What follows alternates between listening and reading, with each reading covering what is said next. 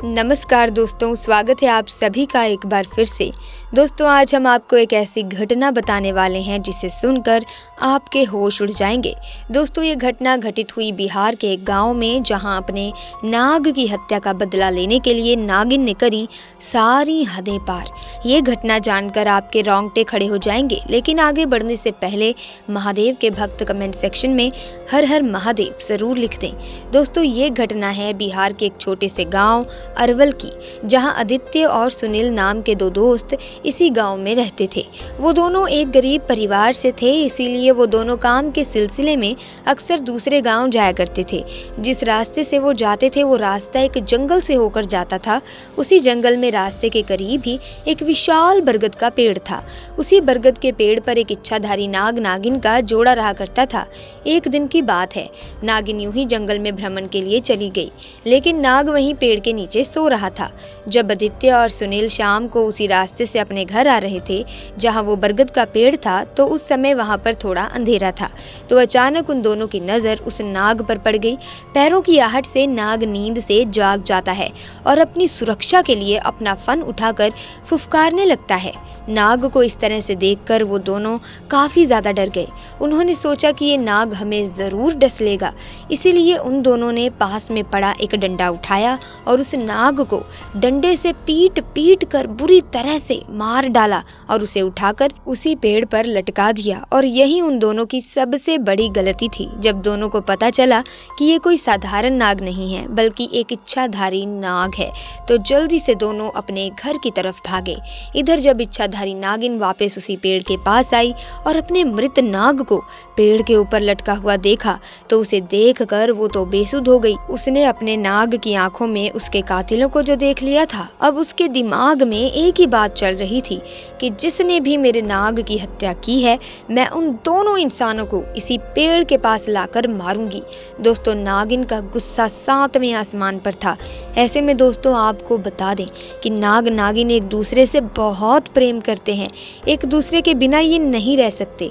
ऐसे में अगर कोई किसी एक को मारकर कोई व्यक्ति ने एक दूसरे से जुदा कर देता है, तो ये अपना बदला बड़े ही भयानक तरीके से उस व्यक्ति को मारकर पूरा करते हैं, फिर चाहे उसे कितना भी इंतज़ार क्यों ना करना पड़े।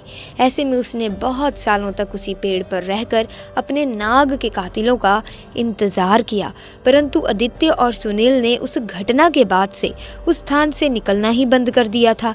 परंतु इच्छाधारी नागिन अपने नाग की हत्या का बदला लेने के लिए बहुत ही ज़्यादा तड़प रही थी। उसके सब्र का बांध अब टूट चुका था। उसने अब निश्चित किया कि अब मैं गांव में जाकर ही उन दोनों हथियारों से बदला लूंगी। दोस्तों, उसने एक बहुत ही सुंदर कन्या का रूप बनाया और भेष बदलकर उसी गांव में पहुंच गई जहां आदित्य और सुनील रहते थे। उसने पूरे गांव में नाग की आंखों में देखे उन दोनों कातिलों को बहुत ढूंढना चाहा, पर वो कहीं नहीं मिले। परंतु शाम के समय आदित्य और सुनील काम करके जब घर वापस लौट रहे थे, तभी उन पर नागिन की नज़र पड़ गई।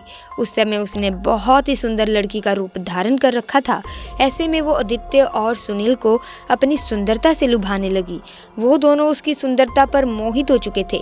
तभी उस लड़की ने कहा कि आओ, मैं तुम्हें स्वर्ग की सैर करवाती हूँ, ऐसी जन्नत लेकर जाती हूँ जहाँ से आने का तुम्हारा मन नहीं करेगा। दोस्तों, वो दोनों ये सुन बेसुध हो गए और उसके पीछे पीछे जाने लगे। वो उस लड़की की सुंदरता में इस कदर मोहित हो चुके थे कि उन्हें समझ ही नहीं आ रहा था कि वो उसी स्थान पर जा रहे हैं जहां पर उन दोनों ने नाग की हत्या की थी।